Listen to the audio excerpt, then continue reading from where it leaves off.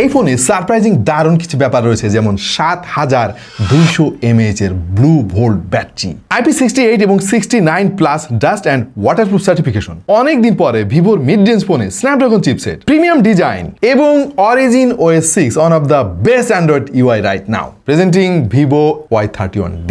আসসালামু আলাইকুম ভাই ব্রাদাররা, কি খবর আপনাদের? স্মার্টফোন মার্কেটে অনেক অস্থিরতা চলছে, আপনারা সেটা অনেকে জানেন, বাট এর মধ্যে থেকেও ধীরে ধীরে একটু একটু করে আমরা স্বস্তির খবর পাওয়া শুরু করেছি। অনেকদিন পরে ভিভোর একটা ফোন আমরা হাতে পেয়েছি, অফিসিয়াল ভিভো ফোন, যেখানে বলার মতো অনেক কথাই রয়েছে।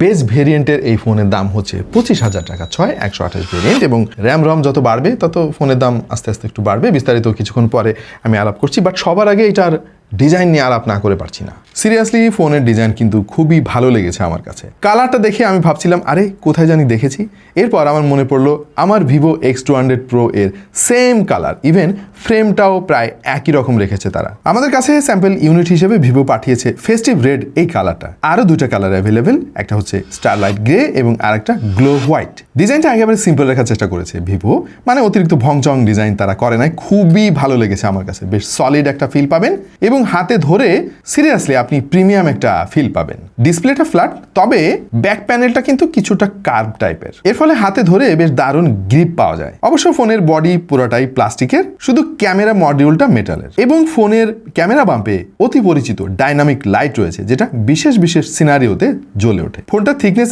8.39 millimetre, which is totally acceptable considering the battery size, আর ওয়েট হচ্ছে 220 gram. Side mounted capacitive fingerprint sensor রয়েছে, যেটা মোটামুটি ফাস্ট আমার কাছে মনে হয়েছে। ফোনের ওয়েট ডিস্ট্রিবিউশন যথেষ্ট ভালো, তবে ফোনটা অনেক চওড়া এবং যথেষ্ট বড় সড়ো, এই কারণে এক হাতে অপারেট ঠিকঠাক মতো করতে পারবেন না। এনিওয়ে, ফোনের সামনের দিকে আমার খানিকটা অবজারভেশন রয়েছে, নিচের দিকের এই বেজেলটা নিয়ে একটু বেশি মোটা মনে হচ্ছে আমার কাছে, আর ওভারঅল চারিদিকে আরেকটু পাতলা হতে পারতো আর কি, কনসিডারিং দ্য প্রাইস। ডিজাইন একটা আপেক্ষিক ব্যাপার, আমার কাছে ভালো লাগবে, আপনার কাছে ভালো লাগবে না, সেটাই স্বাভাবিক, বাট ওভারঅল আমার কাছে মনে হয়েছে যে সামনের দিকে যদি আরেকটু বেজেললেস করতে পারতো তারা, তাহলে ওভারঅল এটাকে একদম পারফেক্ট ডিজাইন বলা যেত। 6.75 ইঞ্চি হচ্ছে এটার ডিসপ্লে সাইজ, 120 হার্জের রিফ্রেশ রেটও রয়েছে। তবে এই একটা জায়গায় একটা প্লট টুইস্ট আছে, সেটা হলো এত সুন্দর একটা ফোন, সব কিছু ঠিকঠাক আছে, ডিসপ্লেটা HD+, not full HD, which is not acceptable considering the price. 25,000 টাকা একটা ফোনের দাম, বেস ভেরিয়েন্টের। মেমোরি বাড়লে তো অবশ্যই ফোনের দাম আরও বাড়বে। ফুল HD+ ডিজার্ভ করে, খুব ভালোভাবে ডিজার্ভ করে, কারণ হলো মার্কেটে আরও যে সমস্ত অফিসিয়াল ফোনের অপশন আছে, সে সমস্ত ফোনের ম্যাক্সিমাম মডেলগুলোতে কিন্তু HD+ প্যানেল ব্যবহার করা, ইভেন অ্যামোলেড প্যানেলও আমরা দেখেছি এই বাজেটে, এই বেড়ে যাওয়ার পরেও কিন্তু। এনিওয়ে, এই একটা ব্যাপার যদি আপনি ইগনোর করতে পারেন সামহাও, তাহলে আমি বলবো যে এটা ডেইলি লাইফের জন্য ঠিকঠাক। ব্রাইটনেস নিয়ে অবশ্য তেমন কোনো কমপ্লেন আমার নাই, ইনডোরে তো অবশ্যই ঠিকঠাক, তবে আউটডোরে শুধুমাত্র ডিরেক্ট সানলাইটে গেলে একটু স্ট্রাগল করবেন, তাছাড়া ডে লাইটে যথেষ্ট ভালো ভিজুয়াল এই ফোনটা আপনাকে দেবে। এই ফোনটাতে ব্র্যান্ড নিউ একটা চিপসেট ভিভো ইউজ করেছে, সেটা হচ্ছে স্ন্যাপড্রাগনের 6S Gen 2। Gen 2 শুনলে হয়তো আপনারা অনেকে ভাববেন যে Gen 2 তো অনেক পুরাতন হওয়ার কথা, কিন্তু না, এটা একটা লেটেস্ট চিপসেট, 4G চিপসেট। এটা 6 ন্যানোমিটার বেসড একটা চিপসেট, সব ঠিক আছে। 25,000 টাকা এখন আর 5G ফোন পাওয়া যাবে না খুব একটা, সেটাও আমি মেনে নিচ্ছি, কিন্তু আমার কাছে মনে হয়েছে যে এখানে আরও অনেক বেটার চিপসেট দেওয়া যেত। কারণ হচ্ছে স্ন্যাপড্রাগন চিপসেট, এই জিনিসটা অনেকে হয়তো অ্যাপ্রিসিয়েট করবেন, বাট এইটা একেবারে মানে এন্ট্রি লেভেলের একটা চিপসেট। আমি যদি কম্পেয়ার করি অন্যান্য চিপসেটের সঙ্গে, ধরেন স্ন্যাপড্রাগনের 685, বা আমি যদি মিডিয়াটেকের দিকে যাই তাহলে হয়তো G99, এই রেঞ্জের চিপসেট হচ্ছে 6S Gen 2। এই ফোনের 8টা কোরের মধ্যে 4টা হচ্ছে পারফরমেন্স কোর, A73 হচ্ছে ক্লাস্টারগুলোর নাম, স্পিড হলো 2.9 GHz, বাকি 4টা efficient core, Cortex A53 1.9 GHz। তবে এই চিপসেটের সবচাইতে পজিটিভ দিক হচ্ছে এর জিপিইউ, Adreno 610, এবং এই জিপিইউর বেস ফ্রিকোয়েন্সি হচ্ছে 1260 MHz। Really appreciate this. এই ফোনে LPDDR4X র্যাম ইউজ করেছে, আর ইন্টারনাল স্টোরেজ হচ্ছে UFS 2.2। 25,000 টাকায় UFS 2.2 আই থিঙ্ক অ্যাকসেপ্টেবল, কারণ দিনকাল যা পড়ছে ভাই, স্টোরেজের দাম এত বেড়ে যাচ্ছে, একসময় দেখবেন যে 25,000 টাকায় আপনার eMMC স্টোরেজ দিবে ফোন কোম্পানিগুলো। এনিওয়ে, মোট 3টা ভেরিয়েন্টে এই ফোনটা মার্কেটে পাওয়া যাবে।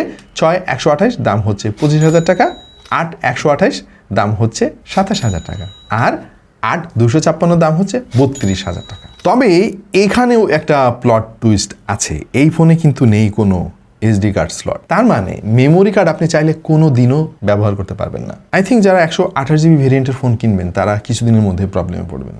এটা এই ফোনের একটা ড্রব্যাক। তবে ড্রব্যাক নেই যে জায়গাটিতে, সেইটা হলো এর software. Android 16 out of the box রয়েছে, এটা কমন একটা জিনিস, বাট আমি এক্সাইটেড এর ইউআই নিয়ে। অরিজিন OS 6-এ কিন্তু অনেক পরিবর্তন এসেছে, যেগুলো সবই পজিটিভ। ইউআইটা যথেষ্ট স্মুথ লেগেছে, যদিও বাজেট ফোনগুলোতে ফ্ল্যাগশিপ লেভেলের স্মুথনেস না পাওয়ারই কথা।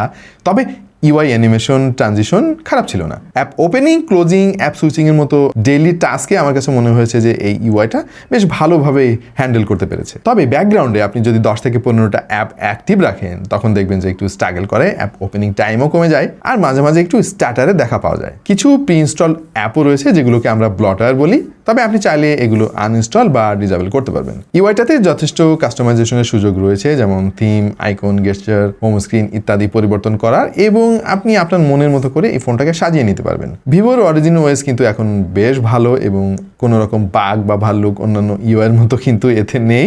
সো ভিভোর এই ইউআইটা আমি সবসময় অ্যাপ্রিসিয়েট করি। আমরা AnTuTu স্কোর পেয়েছি 5,20,477, আর সিঙ্গেল করে গিগবেঞ্চে স্কোর পেয়েছি 464, মাল্টি করে 1,563। কাগজে কলমে এই স্কোরটাকে কিন্তু অনেক বেশি বলা যাবে না, কারণ 25,000 টাকায় আরও বেটার চিপসেটের ফোন কিন্তু মার্কেটে এক্সিস্ট করে। ইভেন এই বাজেটে বহুল ব্যবহৃত মিডিয়াটেকের G100 কিন্তু 6 লাখের মতো স্কোর ছুতে পেরেছে, আমরা রিসেন্টলি দেখেছি।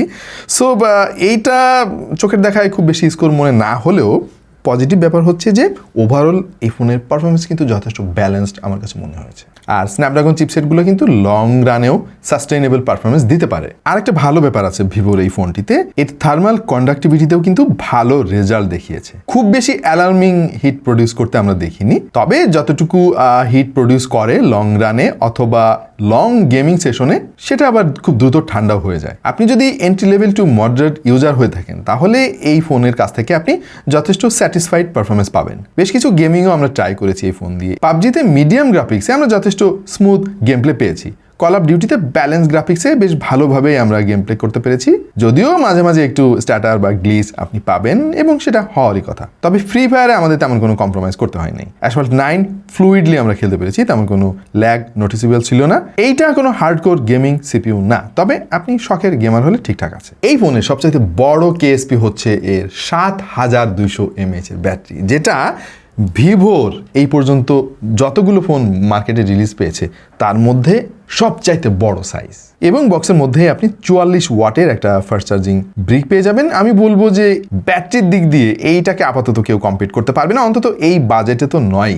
আপনি নর্মাল ইউজার হলে ইজিলি 1.5 দিন ব্যাকআপ পেয়ে যাবেন, এবং হেভি ইউজার হলেও একদিনে এটা চার্জ শেষ করা বেশ কঠিন হয়ে যাবে আপনার জন্য।